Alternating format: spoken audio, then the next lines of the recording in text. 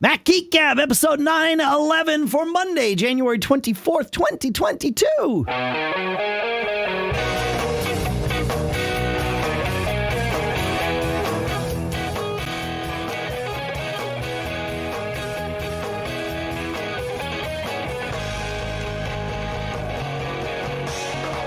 Greetings, folks, and welcome to Mac Geek Gab, the show where you send in your tips, your questions, your cool stuff found. We share your tips. And boy, do we have some of what are thus far my favorite quick tips to share with you from you. Today, we share your cool stuff found, and we have some cool stuff found. And we share your questions, and we try to answer your questions. The goal being that we each learn at least 5 new things every single time we get together, which is generally every week. Our sponsors this week include TakeThesis.com/MGG, where you can get 10% off your first order. LinkedIn.com/MGG, where you can post your first job for free. Kanji.io/MGG, KANDJI.io/MGG, a great MDM platform that wants to hear how you want to use them. We'll talk more about that in the show here. And another new sponsor, but one that I've used for a long time, newrelic.com/MGG, where you get 100 gigs of data free forever. No credit card required. You want to listen to the spot about this if you are doing any kind of development or server like management or anything like that. Yeah. Anyway, you'll hear more about each of those later in the show. For now, here in Durham, New Hampshire, I'm Dave Hamilton. And here in chilly Fairfield, Connecticut, this is John F. Braun. Yeah, it's chilly. We were talking about that pre-show. It's cold in my office or in my studio. It's like usually the heat. I have a Nest. It's supposed to get it warm before my tea time, and it's still cold. I don't know, but it's like 10 Fahrenheit here. So that's that's how. Same here. 12. 12. Yeah. It's cold. That's a lot. As a follow-up from last week, the MGG merch store is live at macgeekgab.com/merch. That's the best way to get there. We did it all through Threadless. Threadless makes great t-shirts, and their fulfillment does everything we need. The one thing that a few of you have pointed out, because tons of you have ordered already, is that they do not yet support Apple Pay. We're working with them on that. But obviously, we wanted to prioritize getting good shirts reliably and quality printing and all of that good stuff. So Threadless checked all the primarily important boxes. But we'll see if we can get them to do Apple Pay, too. They should. It's not that difficult to implement. Having done it on our premium site and about to do it again on the new premium site, it's not that terrible, but it is far more complex than implementing any other payment processor for whatever reason. It's Apple. I don't know why they make it difficult. But you just paste some JavaScript in there, or no? I guess it's not. Well, yes, as long as everything else is exactly the way Apple wants it. Mm-hmm. Yeah. So it's not just paste some JavaScript and you're good. You need to be offering products the right way, and you need to be, organizing things the right way. And when I say right, I mean Apple's way. I do not mean that there is only one right way to sell things online. So yeah, it took us a while, even with the premium program, to get it to a point, or maybe it was for Apple to get things to a point where it was easy enough for folks like us to implement. They didn't out of the gate. It was a pain in the neck. But it's getting there. All right, let's get to these quick tips, John. I'm super, super stoked about especially these first couple, really all of them. But Steve's says, I was cleaning up the file names in my photos and music folders and got tired of copy replacing every file's name in that folder. Then I discovered that the Finder can do a bulk name change. I had no idea about this, but I used it last night because I had to change some things, and it worked totally fine. And it worked on, I just realized now that it worked on, obviously, Monterey, but also on Big Sur, which is what I'm running here in the studio. The way you do it is in the Finder, you highlight the files that you want to replace. Then you go to the File menu and rename. At that point, you'll get a little dialog up where you get to choose what part of it you want to rename and what you want to rename it to. So you get a find and replace kind of thing. Click rename and boom, it'll do it all in a row. One cool thing I noticed, John, is that if you do it, you can also, there's like an advanced button. I'm pulling it up here just so I can make sure to get it right. Yeah, you can choose replace text. You can choose add text, which will add it either after the name or before the file name.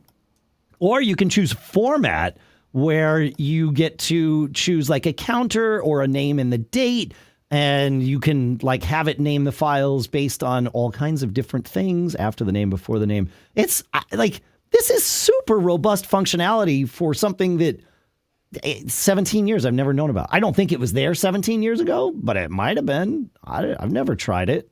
It's pretty cool. It's contextual, right? If you have only one thing highlighted in the Finder and you choose file rename, it just does the normal rename thing. You just type the new name in the Finder. But if you have more than one, then you get this little dialogue. It's pretty good. I like it. It's good. You didn't know about that either, I presume, from the look on your face that I saw, John? Nope. Yeah.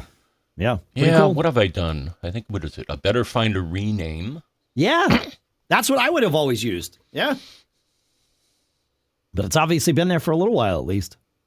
Pilot Pete in the chat room is telling us that he thinks it was there in Catalina. So he thinks that's where that's when it entered our worlds. Well, it entered my world yesterday. So it's all good. Want to take us to Robin, my friend? Yes. So Robin says, I already knew that double-clicking on the title bar of a window maximizes it, but I found out that when you hover over the edge so that the mouse pointer changes to a double arrow, if you double-click that, if you then double-click, it resizes in that direction only. So if you need to do that, that's cool. So if I double-click it, and I'm trying to think of a window that, I guess I can do it. It can be any window. Finder windows. Yeah, but if I double click the edge, it just moves that edge to the edge. Oh. Yeah, I did it in the Finder. I grabbed a Finder window and double clicked the right edge, and it moved that to the edge of the screen. Or expanded that, I should say, not moved. Expanded that to the edge of the screen. Huh. Yeah, I was hoping you could undo it, but I don't think you can. Oh, right. Let me try. Let's see. If I double click it and I do that and I go to edit, undo, I have undo rename because I was just in rename. So, yep, there is no undo. All right. Well, I guess you can drag it over. That's pretty good. Thanks, Robin. Good stuff. You want to take us to Drewski? Yes. So, all right. This may be a tip for anyone as absent-minded as me, but it's a follow-up to an issue that even we couldn't solve a few weeks ago, Dave. Okay. So he was unable to empty the trash despite trying many methods.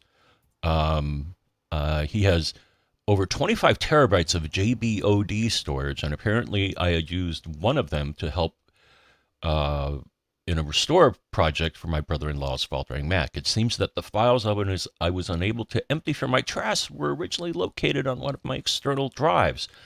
And since I had ejected that drive, I was not able to empty the trash. So if you're going to empty the trash, don't get caught with your external drives unmounted. Interesting. So that's interesting because I thought the trash was stored on a drive. And when the drive was ejected, it would not show that those files were in the trash. But clearly, at least in Drewski's case, it was showing something in the trash that was not on an attached drive. Interesting. Oh, all right. Well, that's fine. Sure. Yeah. Make sure the drive you're trying to eject or trying to empty is online. That's good. All right. Good. Thanks, Drewski. That's a mystery I would not have. Yeah. I'm not sure I would even think to try that in the future, even knowing this, because it's not. I'm now I want to test that, John. That's really interesting. Huh. All right. Tony has, this is one of those quick tips. I think we have talked about this on the show in the past, but it's been a long time. He says, because we shop at multiple physical stores. This was sorry. Last week we were talking about how he was scanning all of his receipts. A follow-up to that is he says, I've made another folder where I've scanned important pages from appliance and gadget manuals, and I've scanned those into a note because scanning into notes is now so easy. I can't agree more. I've been saving PDFs of user manuals on my, at first it was like in my Dropbox. Now it's on my Synology and my Cloud Station drive. But user manuals for products are generally super easy to find as PDFs when the products are new. But when you need them is usually about 8 years later, when the product's been, revved 3 times and you cannot find them other than those shady user manual PDF sites that are a super pain to navigate through. So anytime we get something new, I try to remember to go in and find the user manual and just save it and name it what I would call the appliance. So, like LG washing machine or something, so that I know, that's my LG washing machine. And I can go in and great. I've got the user manual as a PDF and it's always there.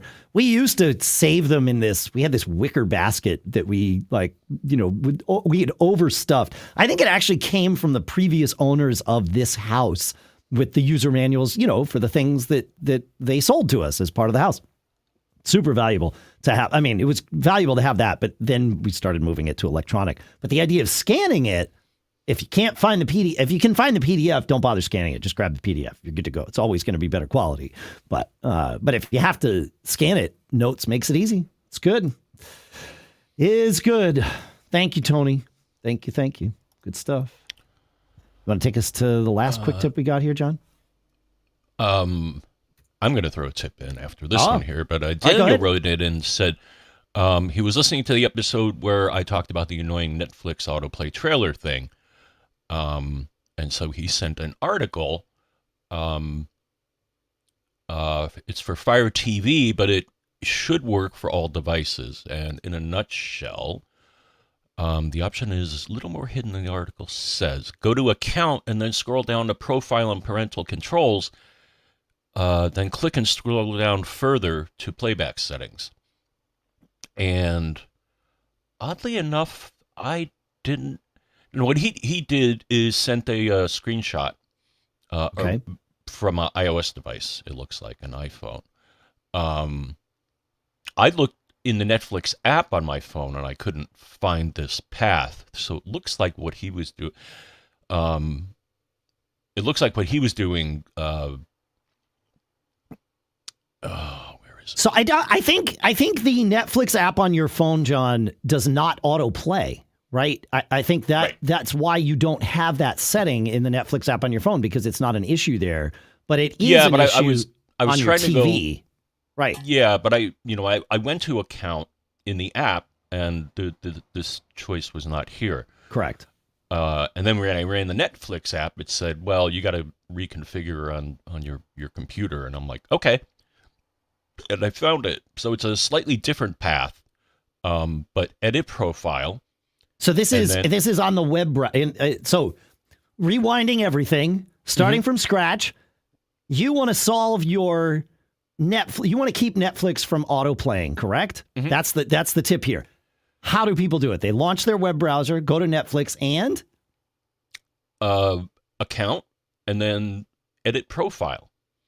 And at the bottom of that dialog are 2 checkboxes: autoplay next episode in a series on all devices, and autoplay previews while browsing on the device. So I uncheck both of those. Nice. That's great. That's a quick tip right there. Cool. You said you had another quick tip before we move out of quick tips and talk about I came across this by accident. And all that. Yeah. So I was watching something on my Apple TV, and you can activate a screensaver if it's sitting there doing nothing for too long. Here's what I found. If you right or left swipe on the remote, it will tell you what you're looking at. Very cool. Yeah. I have, with our new Apple TV, I feel like all I've had to do is just like tap lightly on the touch sensor on the remote and it comes up. I don't think I've even had to swipe to do that. But yes, you get to see where it is that you're watching. And there was something we were watching the other day, John. It was like literally watching the screensaver, and it was like a satellite view or something. It was cruising around the Earth really fast, and it was saying, something about approaching the Baltic Sea or whatever. And then a little later, it was like approaching Moscow or something. Like it was updating as it moved across the globe, which I think is pretty cool. Yeah, yeah. So it was. I don't think that's true of all of them, because most of the screensavers, at least the ones I've seen, all stay relatively local to wherever they begin. But that one was not. It was a satellite thing. So yeah, I like it. That's good. Cool. All right, we have some questions of yours to answer and share. The next thing I want to do, though, is talk about our first couple of sponsors, if that works for you, Mr. Braun. Okay. All right, first up is Kanji, our new sponsor here at kanji.io/MGG. That's KANDJI.io/MGG. That's where you can go to get a free demo or trial of this awesome MDM solution for your organization. As an Apple admin, the more you let your users control which apps are installed on their devices, the better for you, right? And Kanji's self-service app lets you do just that on both iOS and macOS. It shows users your curated list of the apps that you've allowed them to install on their own, right? And you can customize that self-service app with your own branding, your own help text, your own software categories. And once they're installed, they're kept patched automatically. Most MDM solutions give you the tools to help you manually achieve general security compliance. But with Kanji, the scripts, the controls, and the settings needed to achieve compliance have already been built and are organized into the templates that they have. They are keen on automation here because they know that automation is the key to making your life simpler. And they want to hear from you. They want to hear what you need and how it's all going to work. When you talk to them at kanji.io/MGG, you can learn why growing companies like Allbirds, Lacework, and Segment use Kanji for their zero-touch Apple device management. Saves you a ton of time, and you can fine-tune how Kanji manages your macOS updates. New updates can be automatically enforced after they're released, or you can select a minimum version of the OS for enforcement. It's fantastic. You got to go check this out.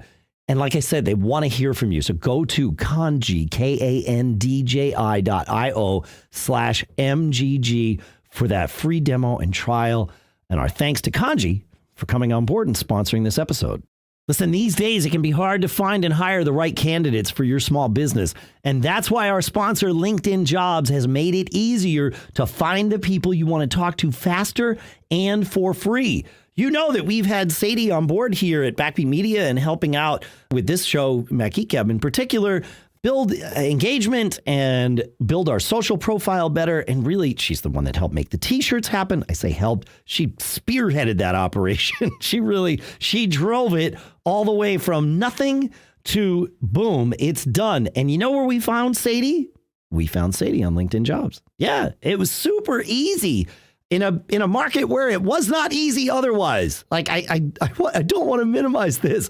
It was super difficult as we started heading down this path to find people. And then we put the ad out on LinkedIn Jobs and boom, we had like 75 candidates and we narrowed people down. Obviously, we wound up hitting the jackpot with Sadie. And you can create that free job post in minutes on LinkedIn Jobs to reach your network and beyond to the world's largest professional network of over 770 million people. And their tools let you focus on candidates with just the right skills and experience.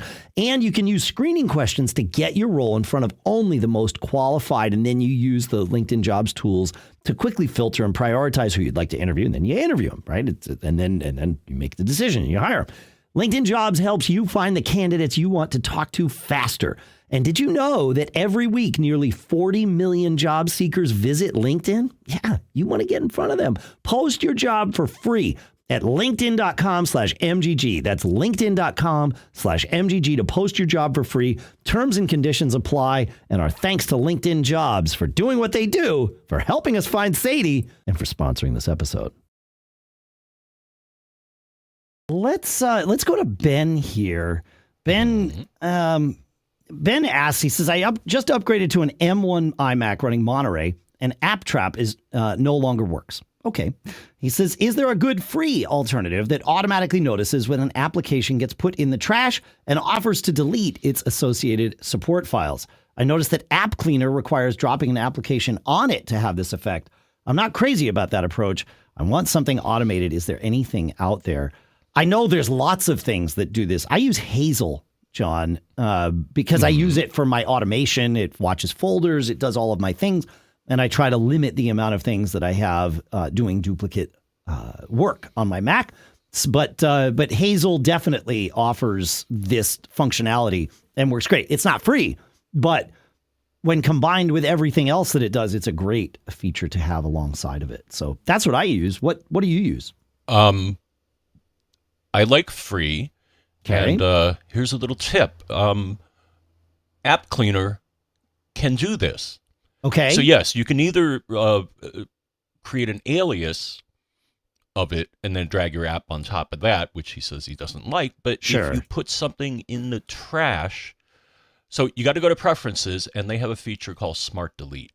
Okay. And if you turn it on, it says Smart Delete detects when apps are trashed and will automatically find and offer to remove related files. So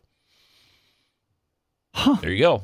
All right. So it runs in the background somehow? I'm not exactly sure how it does it. Okay. But if App Cleaner is not an app that you have launched since you've rebooted and you go to delete an app, does it jump up and say, hey, I noticed you're deleting an app? Okay. Yes. All right. So it's doing something in the background. Oh, that's great. Mm-hmm. That's the answer then. Oh, okay. Awesome. Awesome. I like it. I like when we can give answers. Exactly. That's good. You want to take us to Cindy? Yeah. This is going to be a tough one. Do you have any clues as to how I can restore my drag and dropped folders in my sidebar? Restoring the Finder preferences via Time Machine didn't do the trick. I keep often use client folders in both my toolbar and my sidebar. Yesterday, they suddenly disappeared. I hate to recreate my somewhat tedious organization again if I don't need to. And then a tiny tip here. I create folders with names such as -- XXXXX and use them as dividers. Okay. That's kind of clever. Yeah, I like that. It's a good side tip. Yeah. I mean, the only thing I can think of, Dave, is try restoring from a local snapshot. I've had to do this when I've had system updates go bad and screw everything up. And Apple has an article here, how to restore from a Time Machine snapshot. Okay. Yeah, so. The only issue with snapshot, I think snapshots are a fantastic thing, and I like that we're talking about them because it's good to remind us all to use them, right? Because for those of us that have been doing this for a little while, it's not something we've always had, so it's not in our toolbox automatically. Mm-hmm. The only problem with a snapshot is that it is all or nothing, right? You don't get to pick what parts of things you're grabbing from the snapshot. You are just rolling back to a point in time. So if she created or changed any files or anything like that, all of that work would also be lost rolling back to a prior snapshot. And then depending on how you have your Mac configured or to do snapshots, like if you're doing them with Carbon Copy Cloner or if you're just trusting Time Machine to do them, you may not really have snapshots at a granular level to go back to either. Like you said, when a Mac is doing a software update, it totally makes a snapshot before that happens, and so that so that you can roll back, which I think is brilliant. But it's not always right there. I'm trying to think. I would have thought the Finder Preferences P list would have had that in there. I can't even think where else I would look.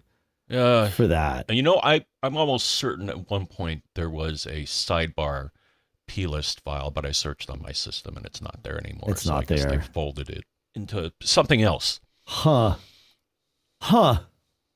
Yeah, that's interesting. Yeah, I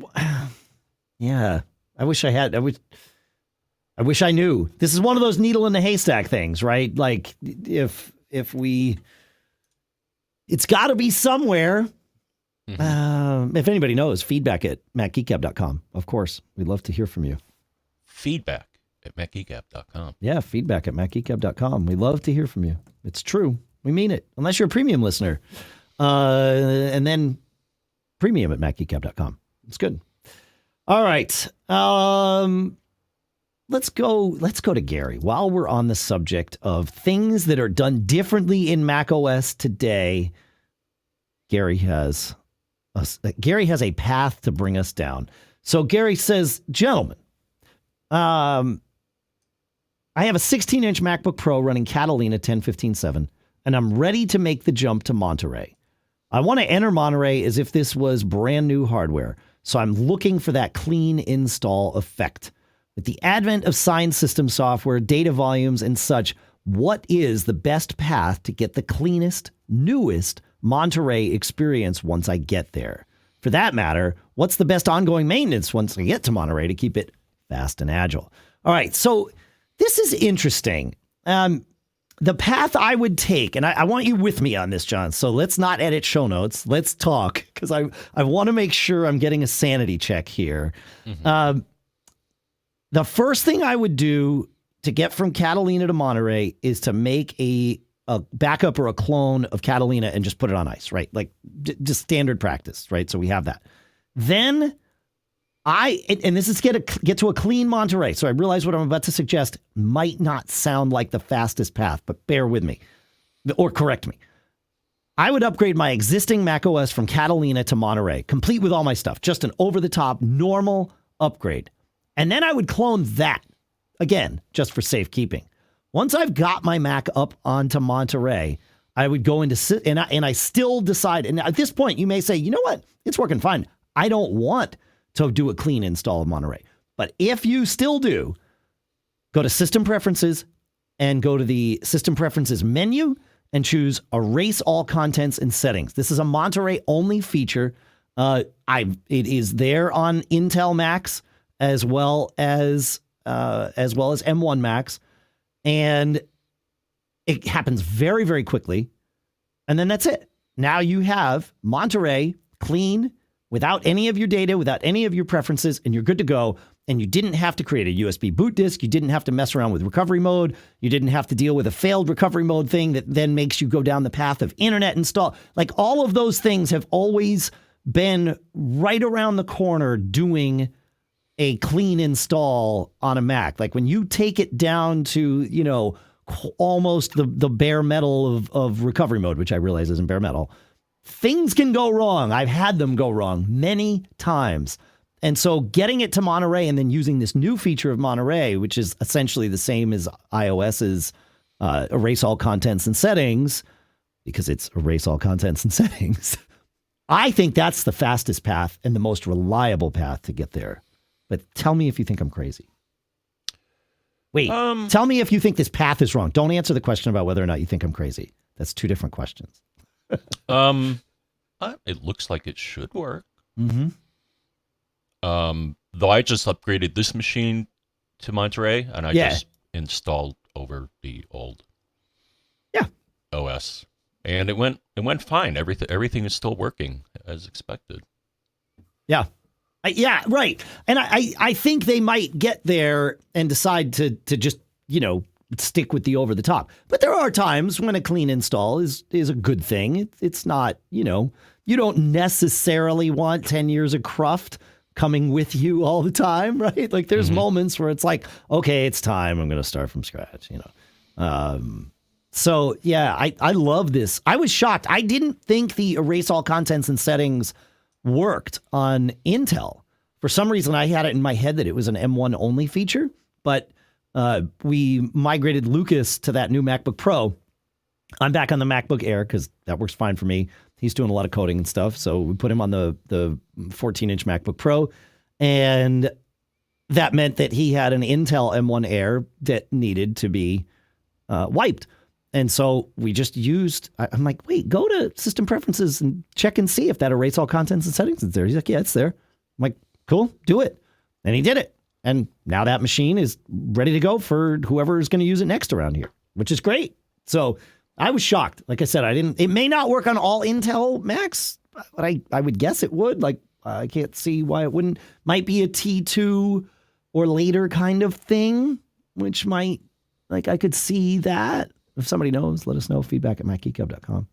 I have an upcoming cool stuff. Speaking of Lucas, he flew back to Reed yesterday, but while he was in the airport and starting a few days prior, he did some stuff for us on the Mac Geek Gab site, just cleaning up the live site. And then we've been enjoying Wordle here in the house. So Lucas wrote a Python, he wrote a program in Python to help him solve Wordle problems. So he puts in it gives you a word to start with to guess, and then you tell it what Wordle has told you. So, if you haven't played Wordle yet, it's this game where you you try to guess a 5-letter word, and it gives you some hints.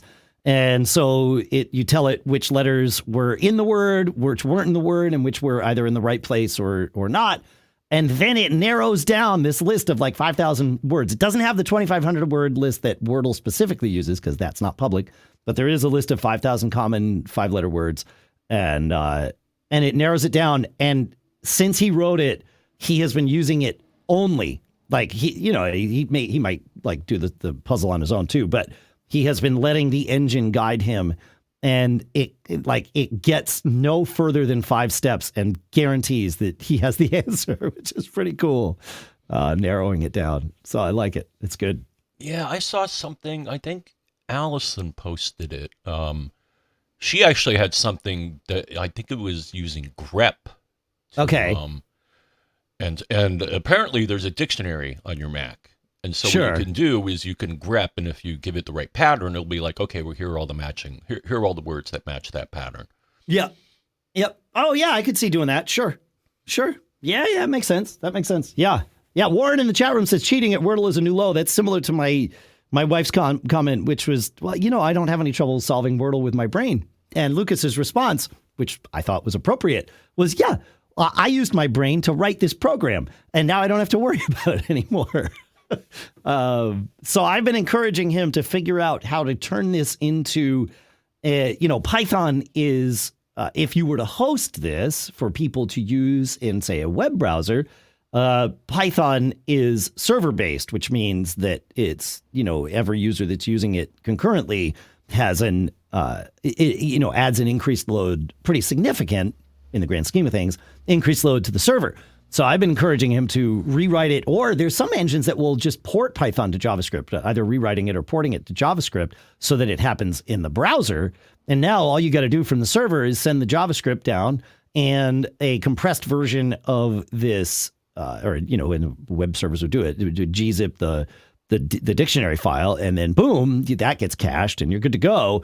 And now you can run this without it causing server things. And then he can put it on a pretty low cost server, put a Google AdWords or AdSense account, up on there and make a little money and, pay for college. So that's my thing. Yeah. And another thing about Wordle. So I actually had someone, one of my Twitter followers was like, I'm not interested in seeing your posts. Sure. Well, here's a hint. That's what the unfollow button is for. No, there's a better way to do it. In Twitterific is the client that I use. If you hover over someone's tweet, it will tell you what client they're running. Okay. Which is kind of a neat feature. But Twitterific, preferences, muffles.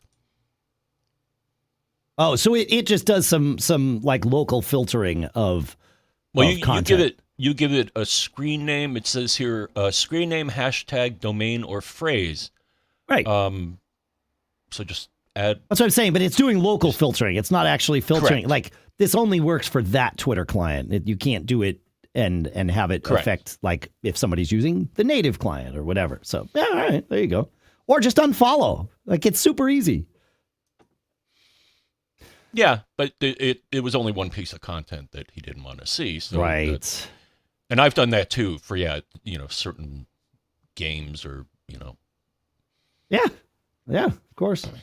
Of course. So I'll be sure to keep everyone posted if Lucas winds up publishing his Wordle solver thing. It's been fascinating looking at the code and seeing how he's solving for it. It's pretty cool.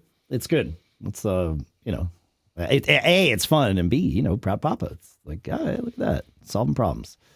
All right, John, there's this thing from Walt out here with this office activation. Can we summarize this in a way that doesn't take up everybody's time? Because I don't think this is relevant to everyone. In fact, I think it's only relevant to Walt, but it's kind of interesting in an off-the-wall way. Right. Basically, Walt tried to install Microsoft Office Home and Support on his 2019 iMac running Big Sur. Sure. It accepted the product code, but there was an error because most Microsoft products, you have to activate them with a product key, right? Sure. Yeah. So here's the weird part. The agent, so we called Microsoft Technical Support. The agent looked at my computer and said it is infected with numerous foreign IP addresses, which prevent updating the Microsoft software. I'm like, huh? He recommended an IP firewall by Cisco for $16.95 or a similar product by Webroot, which retails for less. I don't get this. And he has malware bytes, but the guy also said, it's just an optimizer and will not remove any infected files, which I think is wrong. That's really interesting. I mean, my first thought is that he didn't talk to Microsoft support, right? But it doesn't sound like this person was actually trying to sell him or scam him anything. It sounds like he called Microsoft support.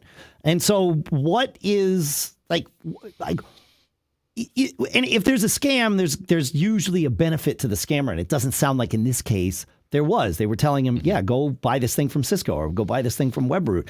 It sounds like he got either very confused or very incorrect support agent, which is just fascinating to me. Maybe it was an intern or something. Yeah. Blame the interns. Always blame the interns. Always blame the interns. I like it. ASOC, right? ASOC on Dilbert. That's right. Mm-hmm. Yeah. All right. Fascinating. I don't know, man. I couldn't. It didn't make any sense to include it in the show, but I couldn't possibly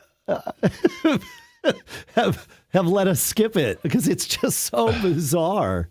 I mean, and my advice is either call again and get a different agent that knows what they're talking about, or maybe AppleCare could help. But I don't think it's a OS related thing. I think it's a problem on Microsoft's end. Yeah, I think the person misinterpreted either the error, not Walt, but the support rep misinterpreted the error message that Walt read them, or doesn't understand the right solution for that, because none of this, makes any sense. So anyway, yeah, it's crazy. It's crazy. Give everybody a pass these days with all the COVID craziness. I'm COVID free, John. I'm happy to say, after a week and whatever of testing positive and having no symptoms, but yeah, I ordered my free testing kits. That's good. Yeah. You might as well. Yeah, it's everywhere now. But thankfully I made it through without. It's weird. I had symptoms and then they went away and then I tested positive. So I was like, well, did I have symptoms for COVID or was it just another thing, which is what I thought I had. But anyway, it's all good now. Thank goodness. All right. Moving on. Scott poor Scott. Scott deals with something we all deal with here with his calendar invitations, which I don't think Apple does right. Scott says, as a lifelong Mac user, I always tell people that things just work as they are supposed to, but I cannot defend the Mac's calendar invitation process because it simply doesn't work as it should.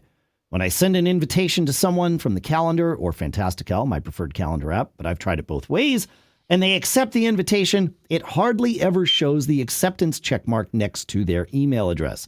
It doesn't matter if they're Mac or Windows users, Android or iOS. They always tell me they've accepted, but there's just no indication of it on my end.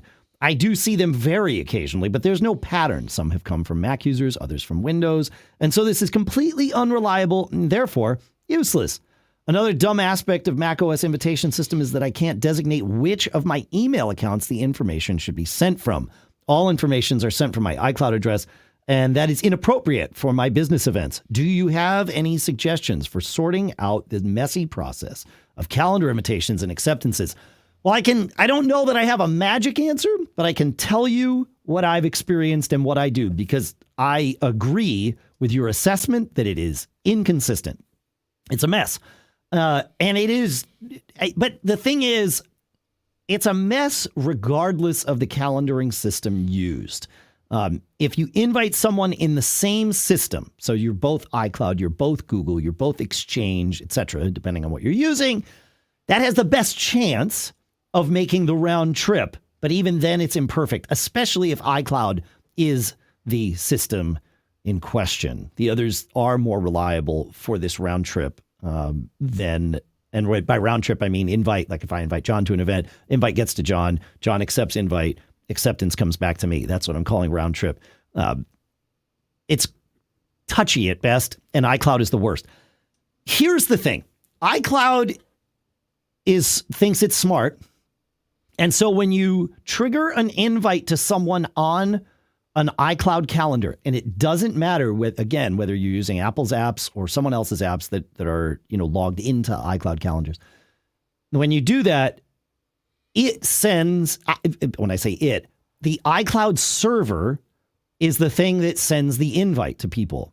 Now, if it's a non-iCloud user, the iCloud server will actually send them an email.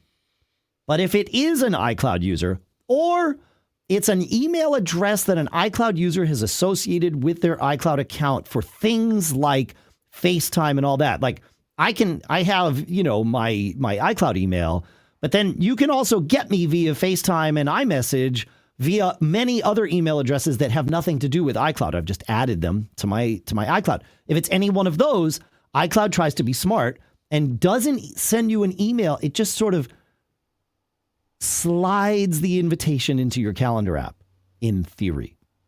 It doesn't always make it.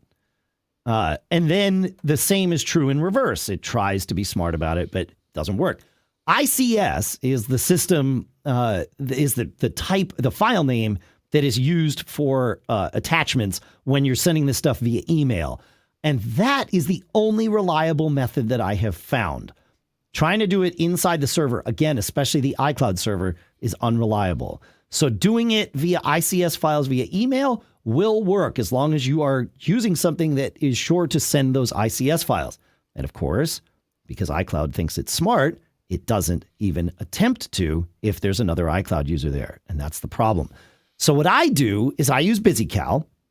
And BusyCal suffers from this same thing because it links with iCloud and it trusts iCloud to do it. But what I can do in BusyCal is right-click on each of my attendees or invitees and choose to email with attachment. And then that creates a new message in Mail, or whatever mail client I want to use, but presumably Mail, at least for me it's Mail, addressed to that person's email with an ICS attachment. And then from there, I can change my from address to be from, whatever, my Backbeat Media account or my Mac Geek Gab account, or in the past, my Mac Observer account. Like I can, contextualize it based on the nature of the meeting. And then usually that means the person's client on their end will send back the email invite or the email acceptance that comes in via ICS, and everything starts to become happy. The trick would be not letting iCloud send the invites. I've talked to Fahad, the developer of BusyCal, about this and asked if there's a way we can just say, please don't put these invites in iCloud, just manage them via email. He thought I was a little crazy about that. He's probably not wrong, but for me at least, and maybe also for Scott, that seems like the answer. I don't know. Do you do a lot of this, John? Do you have any like experience with this or anything? Not really. Yeah. Well, there you go. Yeah, I use Calendar a lot, but I usually don't invite people to things. Yeah. Got it. Yeah. No, it's a handy thing, especially, in today's world of, I mean, even with phone calls and all that, but, with Zoom links and all that, it's great to be able to just put it in the calendar, send the invite out, and boom, everybody's got it and all that good stuff, but it's just not reliable. Yeah. Now, here's something cool that Yes, sir?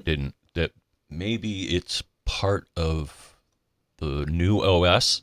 Mm-hmm. So I went to Spotlight and I typed in BusyCal. Yes, sir. And it shows BusyCal, App Store, productivity, and how many stars it has. Like, I haven't seen that before. I'm trying to think. I mean, I know that's been there on iOS for a while. I would have said it was there on macOS for a while, but it's possible it's only new in Monterey. It's also possible that, if you go into System Preferences Spotlight, you can turn on all the different things for search results. So I'm still on Big Sur here in the studio. I got to upgrade. And it's time. I'm comfortable with it. I just haven't done it yet. I've had a few things going on. Selling a business, COVID, And is there, if you go there on a Monterey machine, John, if you go to System Preferences Spotlight in search results, is there an App Store checkbox now? Spotlight? Because I don't have an App Store checkbox on my Big Sur Mac. I have applications, but I always would have presumed that's local applications. I don't see App Store in that checkable list. Definitely, no. But I do have Siri suggestions. So, maybe this is part of Siri suggestions. In fact, I think it is part of Siri suggestions. Oh, all right. Yeah. Yeah, if you click on it, it goes to the App Store and shows you the page for the... Okay.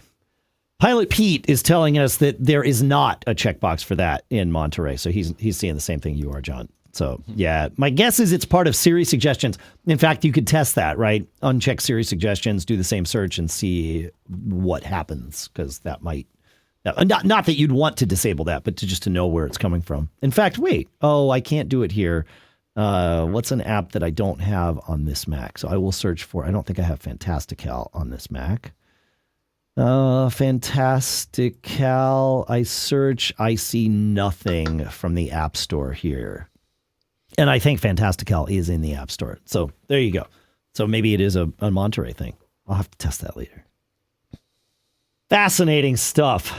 All right. We have a follow-up on our discussion from last week about scanning photos with your phone or with anything and how people are doing it. So we want to do that. The next thing we want to do is tell you about our next two sponsors, if that works for you, Mr. Braun. All right. All right. Hey, look, if you're a software engineer, you've been there, right? It's 9 p.m. You're finally unwinding from work, and then your phone buzzes with that alert. Something's broken. Your mind's already racing at what could be wrong. Man, I've definitely been there. It happens when you least expect it. And it's just how it goes, right? Is it, a problem with the server? Is it a problem with, something in between the server and whatever I'm using to check it? Who knows, right? You got to dig in. Is it like something about do I have slow running queries? Whatever it is, right? And then at that point, you are getting the whole team to scramble, looking from tool to tool and messaging person after person to find and fix the issue. That won't happen if you get New Relic. New Relic combines 16 different monitoring products that you normally buy separately, so engineering teams can see across their entire software stack in one place. More importantly, you can pinpoint issues down to the line of code, so you know exactly why the problem happened and you can resolve it quickly. We use it here. We've used it running Mac Observer and the other stuff here at Backme Media. It is super helpful, and that to the line of code thing where it points you, I can't tell you how happy we were the first time we used it and saw that. It's pretty amazing. And it takes just 5 minutes to set up New Relic in your environment. It's super easy to integrate. So that next 9 p.m. call is just waiting to happen. Get New Relic before it does. And you can get access to the whole New Relic platform and 100 gigs of data free forever. No credit card required, just because you're a listener. Sign up at newrelic.com/MGG. That's NEWRELIC.com/MGG. Newrelic.com/MGG. And our thanks to New Relic for sponsoring this episode. So you've started a new routine. You feel amazing. But how long will those changes last before you lose your motivation? Our sponsor, Thesis, can help you follow through on all your goals and make them your new normal. Thesis makes personalized supplement formulas that are specifically designed to boost cognitive function. And it's all based on the science of nootropics, which are natural and powerful ingredients, things that I talk about here on the show. If you listen, you hear me talk about, I'm not usually a caffeine person, although sometimes I am, but not regularly. But I take things like ginseng and B12 and lion's mane mushrooms and things like that increase productivity, focus, energy, and mental clarity. And that's what they include too. Feel energized without the crash and cut through your brain fog to think clearly, or get a little help with motivation to find your flow. And the way you do it is you take their 3-minute online quiz, and then Thesis will recommend high-quality nootropic formulas that are unique to you and your goals. So, like I said, I don't generally do caffeine, and they asked me that question, like, do you generally do caffeine? And so I said no, and then they sent me stuff that includes all the other stuff, but not caffeine. It's amazing. And of course, if you choose caffeine, they put that in to the right ones for you and, as appropriate. Right now, Thesis is offering you, our listeners, 10% off your first starter kit when you visit takethesis.com/MGG. So go to takethesis.com/MGG to take their quiz and discover your unique nootropic combination and save 10% on your first starter kit. That's takethesis.com/MGG. Make sure to use our URL to let them know we sent you, and our thanks to Thesis for sponsoring this episode. All right, it's time to talk about scanning photos. The first thing that I want to start with here, John, is something that came up from listener Vegas at live.macgeekgab.com while we were just finishing up last week's episode where we started this conversation where someone had written in asking, what's the best way to do this? And one of the things I noted was that when scanning photos with my iPhone, the issues are managing glare and managing, the keeping the pictures from becoming askew. Well, it turns out that Google has something called Foto Scan, and it's an app that takes the glare out of pictures that were scanned with glare. I don't know what magic it does to do this, but it's pretty cool that it's able to do it. And, it makes sense, right? I mean, it's, all kinds of, I think it takes multiple pictures and figures out where the glare is and then just gets rid of it, which is great. So we will put a link to a little article about PhotoScan, but you can download it for your phone. And so that's a start. And then I think PhotoScan's even used in one or more of the solutions that we're about to share with you too. So that's a start. And now, listener David, I think, is the next place we're going to go here, John. Yep. So, so he gave us some tips here. The Epson Perfection V39 flatbed scanner. He's been using it for years. He likes the quality of the scan. It comes with software that lets you scan multiple pictures and save each picture as its own file. Depending on the size of the photo, you can scan up to 6 photos at once. And the nice thing is that it's only $99. Ooh. I found one that was $250, but it was an Epson. So you can do that. Now another one, he also found a service, because we mentioned that there are people that will scan, you send them your photos, and they'll scan them for you and then, give them back to you. Dig My Pics. All right. And they scan a whole bunch of things, slides, negatives, photos, APS? What is that? That looks like film. Oh my gosh. Oh, right. Videotape transfer and movie film transfer. So they do it all. Huh. That's pretty cool. Huh. All right.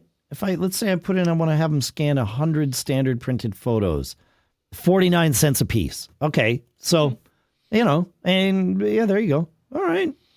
Interesting. Huh. Yeah, 49 cents a scan for 600 DPI, 89 cents at 1200 DPI. Non-standard stuff is $1.15. Oversized photos are $5 a scan. Scanning photos in albums adds another 10 cents per image. So, yeah, all right. Hey, that's pretty good. Okay. That sort of puts all this in perspective. I like that. It's good. Listener Will sent me an email and talked about the Epson Fast Photo Scanner. He says, this is what I used. It was fast and easy. You can easily set up presets for naming photos and even locations for saving. I did a pile at a time, like 25-ish. You load a stack, you hit scan, and you walk away. Come back in 5 minutes or so, load another stack. It crops, scans the back if there's anything on there to remember, does color correction and cleanup as well. The trick is, and this is the trick, he says they go for about $450 on eBay new and about $400 used. So the trick is, go get one, do your scans, and then put it back on eBay and sell it, because you only need to use it once, presumably. So that's not a bad path, especially considering that there's a healthy market for them. So you put $400 out there, you go sell it for $400, and you're good to go. Not too bad. I like it. That's good. Cool. And you just put the stack in. To me, that's the key. Is using a flatbed scanner feels a little bit complex, but it doesn't feel nearly as complex as what we're about to hear about from listener David. Right? Right. Okay. So David, he's following up. Let me share the setup I used to scan 6,000 family pictures with my phone. So part one is a tripod. We'll have to link to these things here. I'll link to them. I got it. You talk. I'll you link. got it? Good. All right. Yep. Next is the Joby smartphone bracket. Yep. Attach it to the tripod. We suggested some similar in the last episode as well. Yep. And let's see. And here we go. So this is the really cool part. Okay. I scanned with the Unfade app, which can automatically rotate, crop, and unfade scans. Oh. So like Google, but not Google. Yeah, and I think what the app does is, so you put the picture, and the app is smart enough to know, hey, there's a picture here. And so it takes one, and then you take the picture away, and then put another one there. I was thinking you could maybe get a robot designed to, That sounds inexpensive. Sure. Yeah, that'd be kind of expensive. I like it, though. That's good. Yeah, yeah. Huh. All right. I like it. Yeah. Cool. Yeah, we'll put links to all those things. There they are. Okay. Yeah. That's cool. Very cool. All right. Well, we have more cool stuff found. Thanks, everybody, for submitting on that. That's super handy. And I think we've, if you know of a different service or something or a piece of hardware that's just like killer, please let us know. Feedback at macgeekgab.com, of course. So, Warren actually in the chat room says that Photomyne, Photomyne, is good but not free. Okay, well, I don't think we've had anything overly free other than having to have an iPhone and scanning that way. But Photomyne is interesting. Is it it's an app. Okay, I see. It's and it does a lot of this work for you. They recommend using a backlight and they have a photo tent, which isn't a bad idea. They've got all this linked from their website. So that's good to check out too. Thanks, Warren. Great stuff. Cool. All right. You want to take us to some non-photo related cool stuff found? You want to start with Steve, John? Sure. Yeah. So right, cool. Steve Steve found this, and it's actually an updated version of a product that we had reported on about 2 years ago. Okay. It's the Mophie 3-in-1 travel charger, MagSafe compatible. So they added MagSafe to it. Nice. Yeah. Okay. And what is it? Describe it for us. There are 3 pads. One is Okay. for your watch. Yeah, what do they show here? One is for your watch, one is for your phone, and one is for, I don't even know what that is. AirPods. Oh, okay. All right. So Yeah. AirPods, phone, and Okay. I like it. and the watch. That's cool. Okay. Yeah. I like it. Cool. I have I actually have something similar sitting right next to me here, John. And that is the nightstand. NYTSTND is the name of the product. It comes in lots of different colors and form factors. I have a white one in quad orientation right now. So quad means it can charge up to 4 things. It's got a little charger for the watch on the front. If you're watching the video, of course, I do not have it plugged into power, so you're not going to actually see it charge anything. But it's got a thing for the watch. It's got 2 MagSafe pads, kind of similar to the other one you were talking about, John. So, it will hold on there, but you can put your AirPods there too.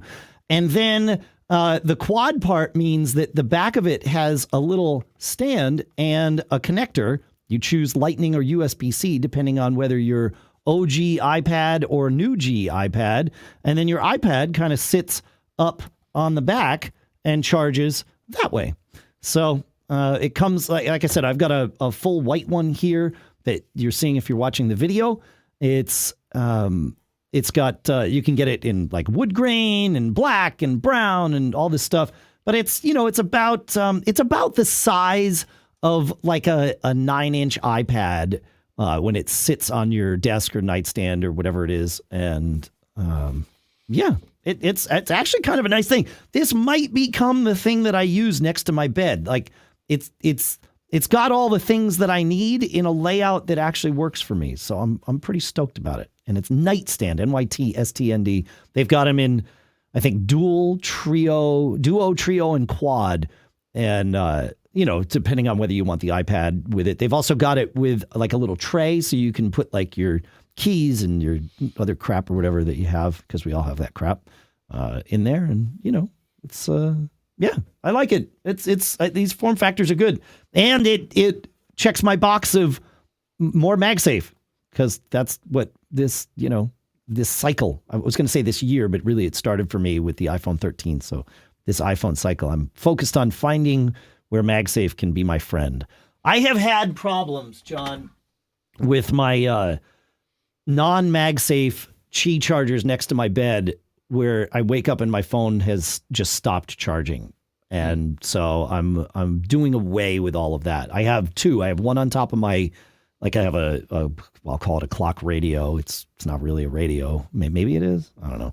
I certainly don't listen to the radio on it. But I have one on top of a clock that I have next to my bed, and then that Ventev one, I don't know. They don't charge me reliably. And I don't know if it's because things get shuffled around. Maybe the cats nudge it, or I don't know. But I don't like waking up with a phone at like dead or 5% or something. It's unreliable.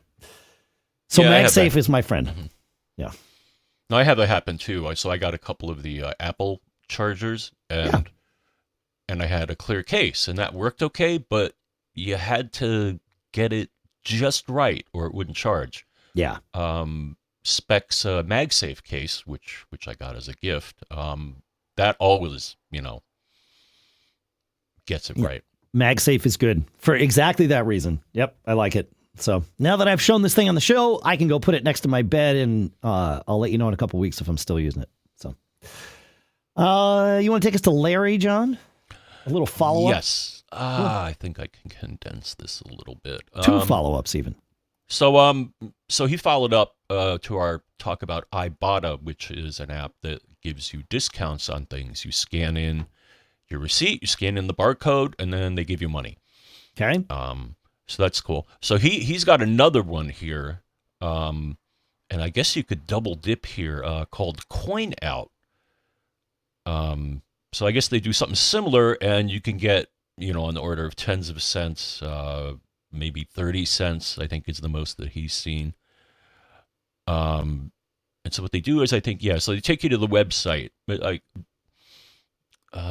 you make a purchase and you get a portion back. Okay, so no, there's no scanning involved. It doesn't sound like.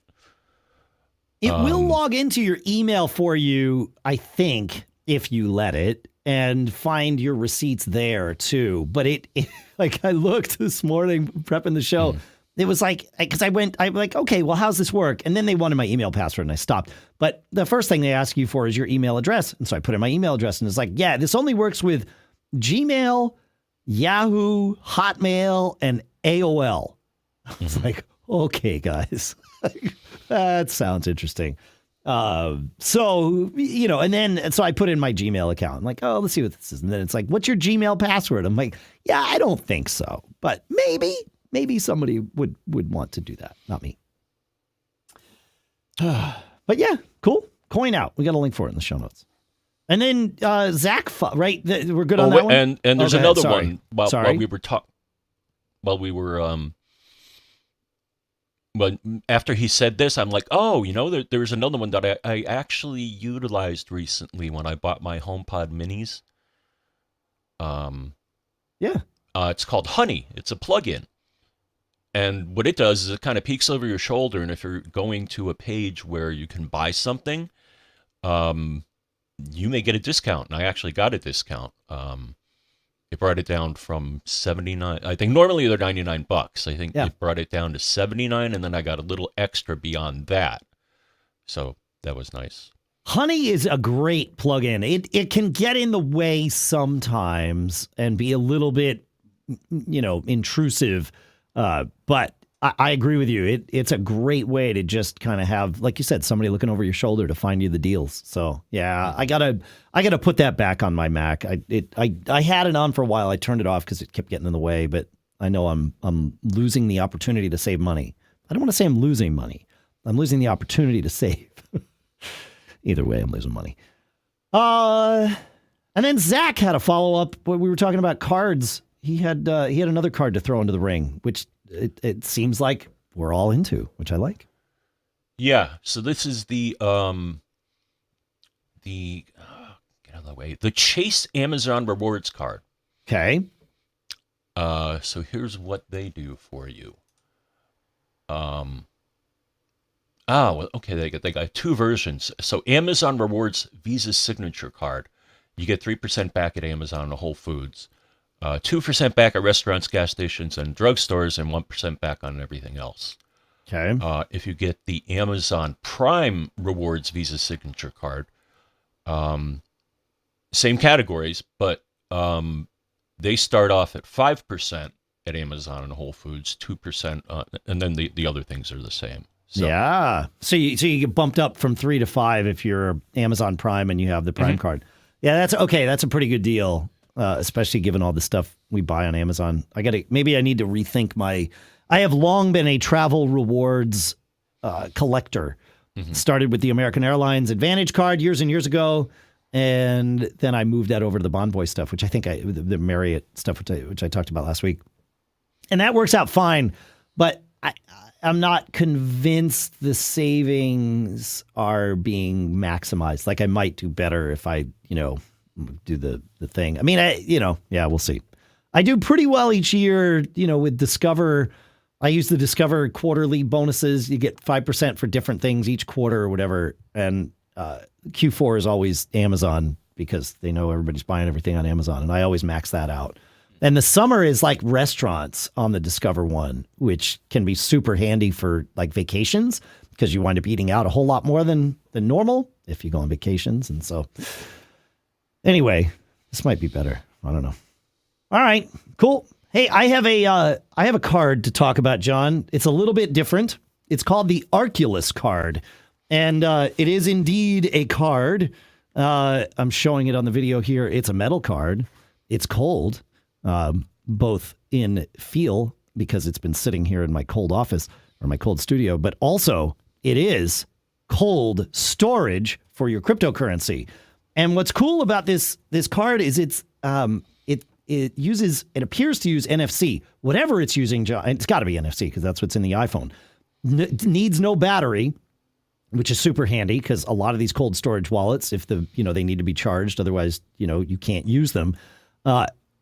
It stores the keys for my crypto wallets that I choose to put on here. Of course, they're all recoverable with the 12-word phrase and all of that stuff that's normal, but it stores the keys so I can use the app to view my balances and all of that stuff. But if I want to send, I need to put the card, on the back of my iPhone and do the NFC thing so that it can authenticate the card, and then it uses my PIN or my Face ID to go further.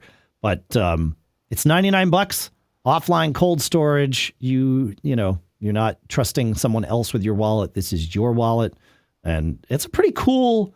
It works. I was amazed at how easy they made it.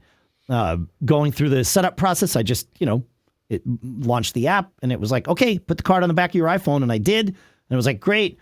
Set up your PIN, set up your this, and then it was like, okay, here's your 12-word phrase, save that somewhere, recite it back to us so that we prove you're not an idiot, and which is a good thing to do. And then it was like, all right, we're going to write the wallet back to the card, and so I put my phone back on the card for whatever, 20, 30 seconds while it wrote it back, and that's it. Now it's all right here. So, yeah, if you get this and my PIN and whatever else, you can have access to all my crypto riches right there. Right there, folks. That's it. But it's I like it. In terms of cold storage wallets, man, it's the simplest one that I've seen ever. So cool stuff. I like the no battery. Of course, it needs your phone. So, there you go. But there you go. So, all right. I think that's what we got. Do you got any cool stuff found, John, to add to the pile here, my friend? Not at the moment.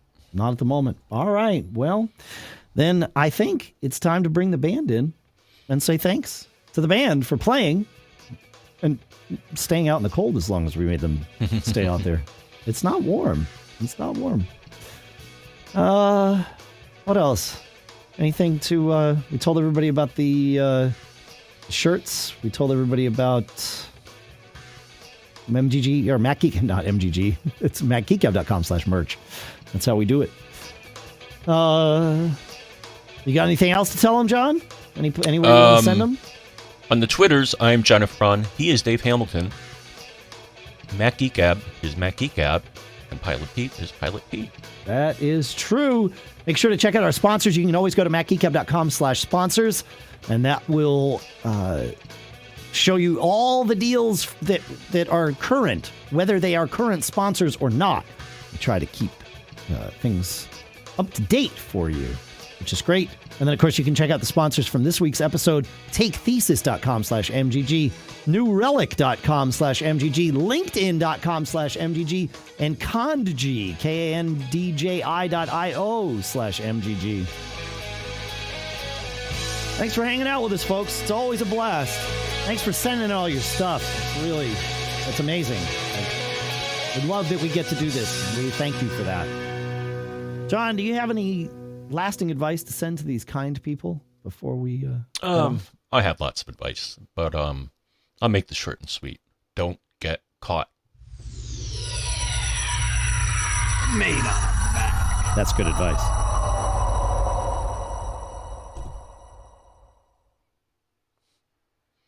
All right, we're out. Cool. All right. Well, thanks for hanging out with us, folks. That was fun. Is Bitcoin under 40K today? That's a shame. Yeah, wow, 38. Holy crap. Yeah, that dropped, didn't it? All right. Wonder what the reason was. Down 10% overnight. Oh, everything's going down today. Yeah. Sell-off spreads. Oh, this is just the big. Yeah, you're right. This is the big. Yeah. Okay. Fed's long leader. Oh, it's okay. Yeah. Time to buy more. Yeah, man. I'm with you, Pete. Might as well. Nowhere else good to put your money these days. It's not. Yeah, that makes sense. Russia banning it. Oh, okay.